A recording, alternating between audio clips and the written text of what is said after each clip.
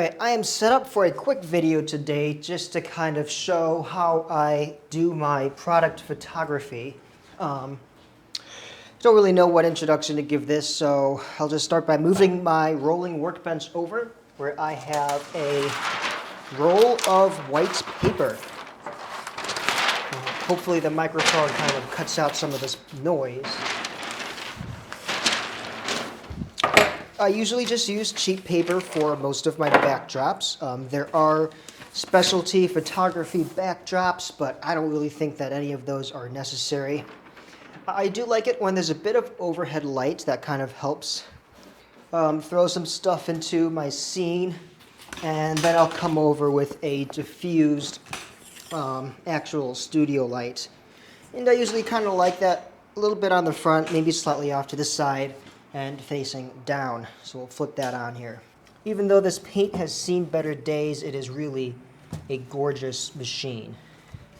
Did a lot of polishing on it, a lot of cleaning on the keys. I'll grab a rag just to make sure that there's no fingerprints that are going to show up in the reflections of the photos. So this is kind of the basic setup. And I'll move my video camera in a little bit closer so we can see. So that's what this scene normally looks like. You get a nice view of the machine. It looks a little bit orange on this camera, but that's okay. We got a better camera for the photography on this. The most important thing is the backdrop. I want that to be very white. And actually, I normally have that completely blown out in the highlights.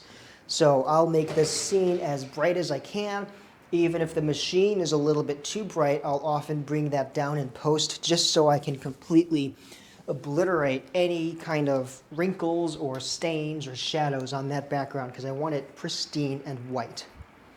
And from there, I'll move my camera into the scene, raise that up a dot, and just go into live view and take a peek at it. And then we can adjust my shutter speed until that is very white in the background, but still having a nice amount of detail on my actual machine.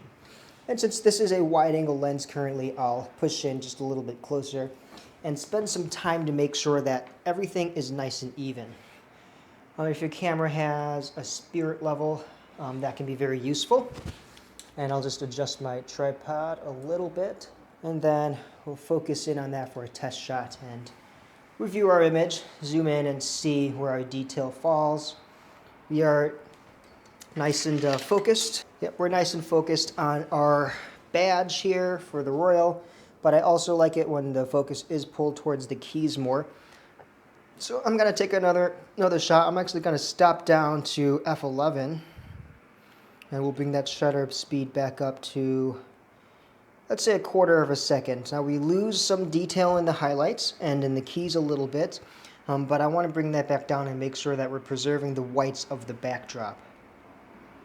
So we'll focus up on the Royal badge, take the shot, and review that really quick. And maybe we lost a little bit of detail on those keys there, so let's focus down a little bit and bring our shutter speed down a little bit as well. So most shoots start off with the head-on view of the machine, and that's generally the most important shot of the machine, and that is where I like to make sure that everything is, focused right where I want it. And once I have that one shot there, I'll start angling the machine and doing some other creative types of things. Sometimes the dynamic range of the camera doesn't let you blow out the background highlights to pure white, and you kind of get this muddy texture back there. So a great way to fix that is to angle your light to the backdrop of the paper to really wash that out, and then use a fill flash to kind of bring up the values in the front here. So we can get a nice exposure with the flash, and if we get the front of the camera down here, and we pull up the histogram, we can see that our highlights are very much blown out, so we get a nice even white to the background. And the machine itself has a very nice tone to it, and it's not completely blown out. because that fill flash kind of aids in our shadows. So we're focusing the majority of the light on our backdrop material, so that is as pure white as can be, and we're just destroying all the image data there, so it's a very nice, clean background.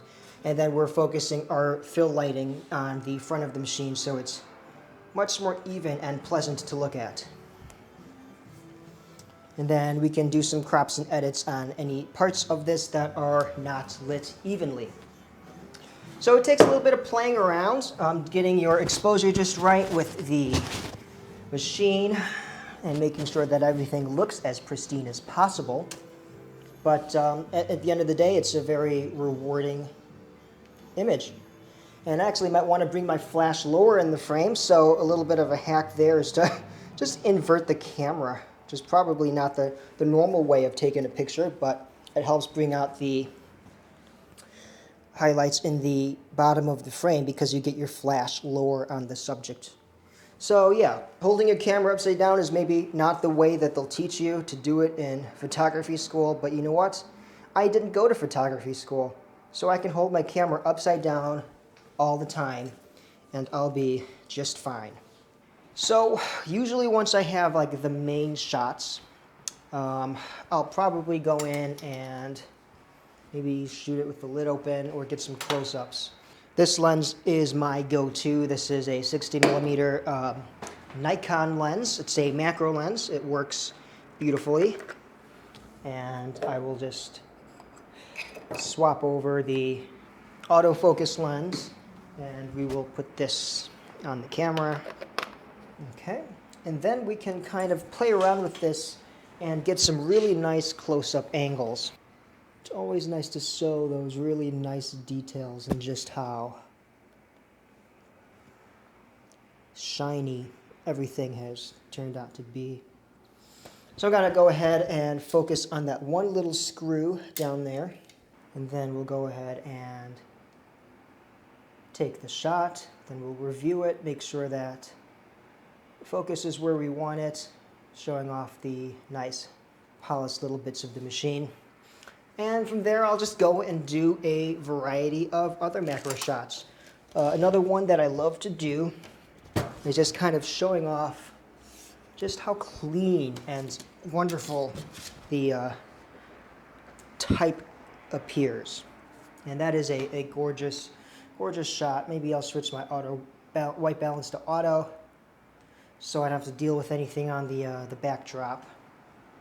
I guess I kind of forgot to do that earlier, so hopefully all the other shots are okay. We'll just double check my focus there on the type slugs. Let's angle this down, and those look nice and sharp. And getting up close on these keys is another thing that I love to see. Making sure we're all really sharp. And you even see the dust specks on each individual key top at detail like this, but usually on a phone or a computer, that's not something that you see. But I want people to see how white and shiny they are. Now you can't see the shot that I've set up now. I'll try and angle up a little bit so you can. I am very happy with that. I will double check my focus, which I have set onto the magic margin. Tripod's a little bit wobbly, so another thing that I do if you don't have a cable release is just to set a simple self-timer. We'll just do that for 2 seconds and then take the shot. And that just makes sure that when you go in for the photo, you're perfectly still. And it looks like on my D, there's a little bit of a dirt, so we're gonna delete and reshoot that. Now, usually once I have those shots completed, I kind of like to set up more of an environmental shot that kind of shows the machine at a desk setup or whatnot. Normally, I like the natural light coming in through the window, but it's dark outside right now, so I'm not going to get that.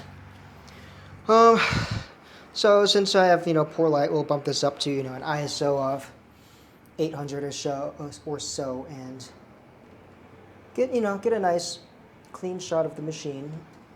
At this point, it's also nice to kind of do some creative crops. We can do kind of an X-pan crop just of the desktop with the machine centered in it, like that. And I think that also looks very nice. I'm at a 15th of a second, so I want to zoom in and double check that that's still and stable, and it is.